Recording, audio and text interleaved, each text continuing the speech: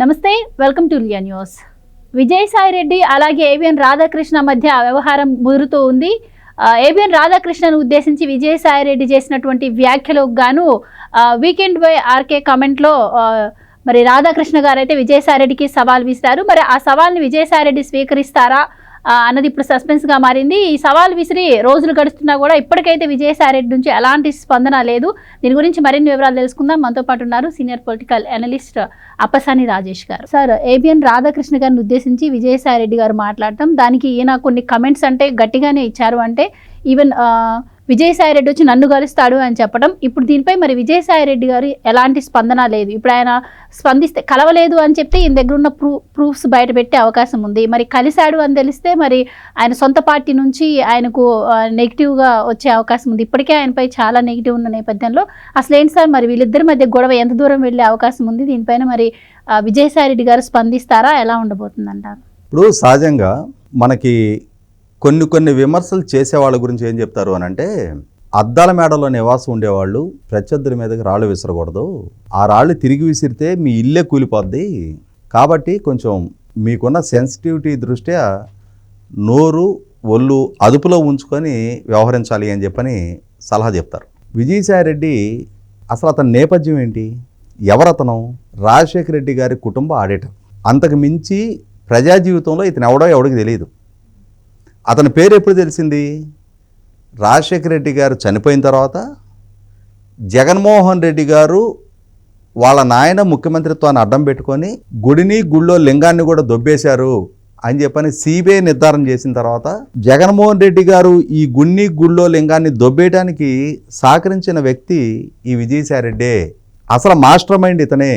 ఇతని నేపథ్యం అంతా కూడా ఈ అక్రమ సంపాదనలే అని చెప్పని సిబిఐ ధృవీకరించింది. నేను చెప్పలా. జగన్మోహన్ రెడ్డి గారు ఆర్థిక ప్రయోజనాలు చేకూరి ఆయన అక్యూజన్ నెంబర్ 1 అయితే, చేకూర్చిన వ్యక్తిగా మాస్టర్ మైండ్గా జగన్మోహన్ రెడ్డి గారు ఎన్ని కేసుల్లో అక్యూజన్ నెంబర్ 1గా ఉంటే అన్ని కేసులు అక్యూజన్ నెంబర్ 2గా ఉంది ఈ విజయసాయి రెడ్డి. అప్పటిదాకా ఇతను ఎవడికి తెలియదు. ఓహో, ఇతను రాజశేఖర రెడ్డి గారి ఆడిటర్ అంట. సిబిఐ ఎంత లోతుకెళ్ళి విచారణ చేసింది? రాజశేఖర రెడ్డి గారు ఈ విజయసాయి రెడ్డిని తమ కుటుంబ ఆడిటర్ అయిన ఇతన్ని తనకున్న రాజకీయ పరపతి తోటి ఒక బ్యాంకులో డైరెక్టర్గా నియమింపజేస్తే, ఆ డైరెక్టర్ హోదాలో ఆ బ్యాంకు నుంచి జగన్మోహన్ రెడ్డి గారి వ్యాపార సంస్థల్లోకి రుణం ఇప్పించిన తర్వాత ఆయన ఆ డైరెక్టర్ పదవికి రాజీనామా చేసి బయటకు వచ్చాడు. అంటే ఒక స్పెసిఫిక్ పర్పస్ కోసం అపాయింట్ చేయబడ్డ డైరెక్టర్షిప్ అది. ఆ కార్యం నెరవేరగానే బై చెప్పి వచ్చేసాడు. వచ్చిన తర్వాత ఒక మారిషస్ కంపెనీలో డైరెక్టర్గా నియామకం చేపట్టబడ్డాడు. ఆయన నియామకం చేపట్టబడిన తర్వాత ఆ మారిషస్ కంపెనీ నుంచి జగన్మోహన్ రెడ్డి గారి సంస్థలోకి పెట్టుబడులు వచ్చినాయి. ఈ పెట్టుబడులు వచ్చే ప్రాసెస్ కంప్లీట్ కాగానే ఆ డైరెక్టర్షిప్ నుంచి కూడా రిజైన్ చేసి బయటకు వచ్చాడు. అంటే ఏంటి? భారతదేశంలో దోచేసిన డబ్బుని హవాలా మార్గంలో మారిషస్ పంపించి అక్కడి నుంచి మళ్ళీ వాటిని రిటర్న్ చేసి జగన్మోహన్ రెడ్డి గారి కంపెనీలో పెట్టుబడుల రూపంలో రప్పించి ఆ అసైన్మెంట్ పూర్తి కాగానే రాజీనామా చేసి వచ్చేసాడు.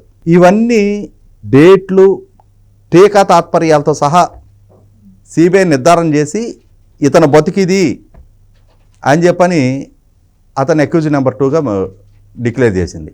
డెలాయిట్ కంపెనీ ద్వారా జగన్మోహన్ రెడ్డి గారికి సంబంధించిన వ్యాపార సంస్థలని ఎక్కువగా ఎవాల్యుయేట్ చేయించింది విజయసాయి రెడ్డి అని చెప్పని, ఎందుకు మీరు వాళ్ళ వ్యాపార సంస్థలని వారి షేర్ వాల్యూని ఎక్కువగా ఎవాల్యుయేట్ చేశారు అని చెప్పని డెలాయిట్ ఆడిటర్ని విచారిస్తే విజయసాయి రెడ్డి చెప్తేనే మేము చేసామని చెప్పని వాళ్ళు చెప్పారు. ఇవన్నీ ఒక్కొక్క అక్షరం సిబిఐ తన ఛార్జ్షీట్లో మెన్షన్ చేసి వాళ్ళ కోర్టులో ఉన్నాయి. కాకుంటే ఏంటంటే ఆంధ్రప్రదేశ్ ప్రజలు చేసుకున్న పాపమో కర్మో గ్రహపాటో ఆ ప్రజలు జగన్మోహన్ రెడ్డిని నాయకుడిగా అంగీకరించిన పర్యవసానం ఆ జగన్మోహన్ రెడ్డి రాజకీయాల్లో కొనసాగుతున్న నేపథ్యంలో ఆ పార్టీకి ఈ విజయసాయి రెడ్డి ప్రధాన కార్యదర్శిగా ఉన్నాడు. అంటే జగన్మోహన్ రెడ్డి గారికి తన వ్యాపార సంస్థలకి ఆర్థిక ప్రయోజనాలు చేకూర్చుకోవడానికి ఉపయోగపడ్డ ఈ విజయసాయి రెడ్డిని తన కేసుల్లో అక్యూజన్ నెంబర్ 2గా ఉన్న నేపథ్యంలో తన గుట్టుమట్లు మొత్తం ఈ విజయసాయి రెడ్డికి తెలుసు కాబట్టి ఇతను దూరంగా పెడితే ఇతనుకున్న చపల చిత్తం వల్ల, ఎందుకు రాధాకృష్ణ గారు చెప్పారు, జగన్మోహన్ రెడ్డి గారికి ప్రత్యర్థిగా ఉన్న నా దగ్గరికి వచ్చి ప్రతిసారి రాయబారాలు నడిపేవాడు అని చెప్పని, సాక్ష్యాలు ఉన్నాయి నా దగ్గర అని చెప్పని, వాటిని ఇప్పటిదాకా విజయసాయిరెడ్డి డినై చేయలే. అంటే ఈ చిత్త చాపల్యం వల్ల వెళ్ళి ప్రత్యర్థులతో ఎక్కడ కుమ్ముక్కు అవుతాడో, నా బతుకు మొత్తం ఎక్కడ బస్ స్టాండ్ చేస్తాడో అని చెప్పని జగన్మోహన్ రెడ్డి గారు ఆయన్ని పక్కనే పెట్టుకొని పార్టీలో ప్రభుత్వంలో కూడా కీలక బాధ్యతలు ఇస్తా ఇవాళ ఒక డిఫాక్టో చీఫ్ మినిస్టర్ లాగా ఆయన్ని చాలామంది చేయించాడు. ఇది ఇతని నేపథ్యం.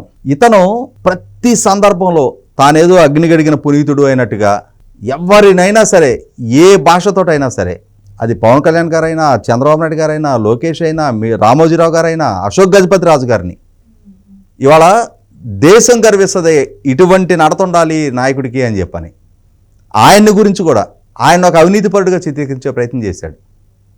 మాన్సాస్ ట్రస్ట్ వ్యవహారాలు ఏలుబెట్టి ఎంత జుగుసాకరమైన పదజాలంతో అశోక్ గజపతి రాజు గారిని నిందించాడో మనకందరంకి ఒక స్పష్టత ఉంది.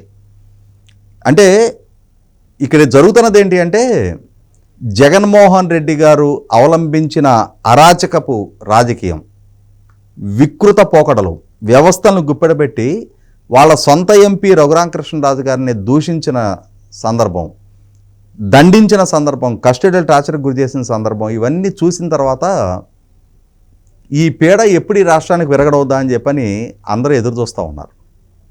కానీ వీళ్ళు ఏమనుకున్నారంటే, మేము ప్రపంచాన్ని జయిస్తూ వచ్చిన అలెగ్జాండర్ టైప్ అని చెప్పని ఫీల్ అయిపోయారు వీళ్ళు. మా పాదక్రాంతం అయిపోయారు, మొత్తం రాష్ట్రం మాకు దాసోహం ఉంది అని చెప్పని. ఇది ప్రజాస్వామ్యం. ఎవరు చక్రవర్తులు రాజులు లేరు ఇక్కడ. ఇక్కడ ప్రజలే ప్రభువులు. ఎవడిని రాజుని చేయాలన్నా, ఎవడి బతుకు తరాజు చేయాలన్నా అది ప్రజల చేతిలో, నిర్ణయాధికారం వాళ్ళ చేతిలో ఉంది. ఇటువంటి సందర్భంలో ఈ విజయసాయిరెడ్డి వల్ల అవహేళనకు గురి కాని వ్యక్తి లేడు. కానీ ఇతని నైజం ఒకటి ఉంది. అధికారంలో ఉన్నాళ్ళు, వ్యవస్థల చేతిలో ఉన్నాళ్ళని చూస్తే ఎక్కడ లేని బారిసత్వం కనపడుతుంది. మనం చూసాం, కేసీఆర్ గారి కాళ్ళకు మొక్కాడు, నరేంద్ర మోడీ గారి కాళ్ళకు మొక్కాడు, రామ్నాథ్ కోవింద్ గారి కాళ్ళకు మొక్కాడు. అంటే వాళ్ళ చేతిలో వ్యవస్థలు ఉన్నాయి, వాళ్ళ చేతిలో అధికారం ఉంది అని అంటే దాసోహం అనే మనస్తత్వం. అదే సందర్భంలో తన ప్రత్యర్థులు అనుకుంటే జగన్మోహన్ రెడ్డి గారి ప్రభుత్వ హయాంలో జరిగిన లిక్కర్ కుంభకోణం గురించి ప్రస్తావించారు అని చెప్పని పురంధరేశ్వర గారిని ఎన్నేసి మాట్లాడినాడు. ఈ మధ్య చూసాం మనం రామోజీరావు గారిని, మహాన్యూస్ వంశీని. అసలు అడ్డగోలు భాష. తన వ్యక్తిగత జీవితం ప్రశ్నార్థకంగా మారిన నేపథ్యంలో, తన వ్యక్తిత్వం, తన నడత ఇవాళ ప్రజల ముందు చర్చనీయాంశంగా మారిన నేపథ్యంలో కట్టు బానిసత్వం ప్రదర్శించే నైజాన్ని ఉన్న విజయసాయిరెడ్డి ఇటువంటి సందర్భంలో ఎక్కడలేని వీరత్వాన్ని ప్రదర్శించే ప్రయత్నం చేస్తూ ఉంటాడు. ఇదే వీరత్వాన్ని వాళ్ళ రాధాకృష్ణ గారి దగ్గర కూడా ప్రదర్శించే ప్రయత్నం చేశాడు. ఆయన్ని డీల్స్ మేకరు, బ్లాక్ మెయిలరు అని రకరకాల పద్యాలతో విమర్శించాడు. ఇవాళ వాస్తవమైన డీల్ మేకర్ ఎవరు అనేది సిబిఐ నిర్ధారించింది. పక్కా సాక్ష్యాధారాలతోటి, డాక్యుమెంట్ ఎవిడెన్స్ తోటి, పుంకాలుగా సాక్ష్యాధారాలతోటి ఛార్జ్ షీట్లు ఫైల్ అయ్యి ఉన్నాయి. 16 నెలలు జైలు జీవితం గడిపొచ్చిన చరిత్ర అది. ఏం జరుగుద్ది, మనకి రోడ్డు మీద వెళ్తున్నప్పుడు బాగా బురదలో పొరలాడొచ్చిన పంది మనకు ఎదురవుద్ది. అసల్లో పంది అంటే ఒక రకమైన చులకన స్వభావం ఉంటుంది. దానికి తోడు అది పూసుకొచ్చిన బురద దెబ్బకి దాన్ని చూసి అందరూ పక్కకు తప్పుకుంటుంటారు. ఆ పందేం ఫీల్ అవుతూ ఉంటుంది, నేను ఒక మృగరాజుని, నన్ను చూసి ఈ ప్రజలందరూ భయపడి పారిపోతున్నారని చెప్పని ఫీల్ అవుతూ ఉంటుంది. అదంటే అసహ్యంతో దూరంగా జరుగుతున్నారని చెప్పని ఫీల్ కావట్లా, రియలైజ్ అవ్వదు.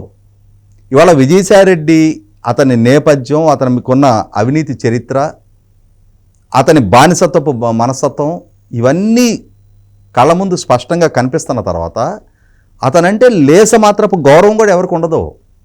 కేవలం నిన్నటిదాకా అధికారం చెలాయించిన జగన్మోహన్ రెడ్డి గారికి ఉన్న అధికారాన్ని చూసి, ఆ జగన్మోహన్ రెడ్డి గారికి అతి సన్నిహితుడు కాబట్టి ఇతన్ని భరిస్తూ వచ్చారు, సహిస్తూ వచ్చారు. వాళ్ళ శ్రేణులకు కూడా ఇతనంటే గౌరవం ఉండదు. ఎందుకంటే ఒక పంచాయతీ సర్పంచ్ ఉంటే ఆ గ్రామంలో ప్రజల చేత ఎన్నిక కాబడ్డ నాయకుడు, ఒక వార్డు మెంబర్ అయినా సరే ప్రజల చేత ప్రత్యక్షంగా ఎన్నిక కాబడ్డ నాయకుడు. ఇతను జగన్మోహన్ రెడ్డి గారి వల్ల నియామకం చేపట్టబడ్డ, ఆయన ఆశీస్సులతో ఇతన్ని నాయకుడిగా భరిస్తున్నారు. వాళ్ళు ప్రత్యక్ష రాజకీయాల్లో ఉన్న వాళ్ళకి, ప్రజలతో మమేకై ఉండే వాళ్ళకి, సమాజంలో అంతర్భాగంగా ఉండే వాళ్ళకి ఇటువంటి నామినేటెడ్ వ్యక్తులను చూస్తే గౌరవం ఎందుకుంటుంది? వీళ్ళు అతిపోకడా వీళ్ళు సాగించే అధికారాన్ని చూస్తే వాళ్ళకే జుగుసు కలుగుద్ది.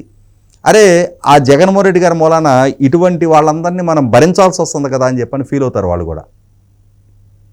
ఈ వాస్తవాన్ని రియలైజ్ అవ్వకుండా ప్రతి చోట నేనే వెళ్ళి కాలు దూతాను అని అంటే, కొండను ఢీ కొట్టాలంటే నైతికత ఉండాలి, లేదనంటే పుచ్చ పగిలిపోద్ది ఢీ కొడితే. ఇవాళ రాధాకృష్ణ గారిని ఢీ కొట్టే స్థాయి నైతికత ఏ కోశాన విజయసాయిరెడ్డిలో లేదు. కానీ మేకపోతు గాంభీర్యాన్ని ప్రదర్శిస్తున్నాడు. మేకపోతే వెళ్ళి కొండను ఢీ కొడితే నేను ఇందా చెప్పిందే అవుద్ది. Right sir, thank you so much అండి. Please subscribe to Leo news for more videos.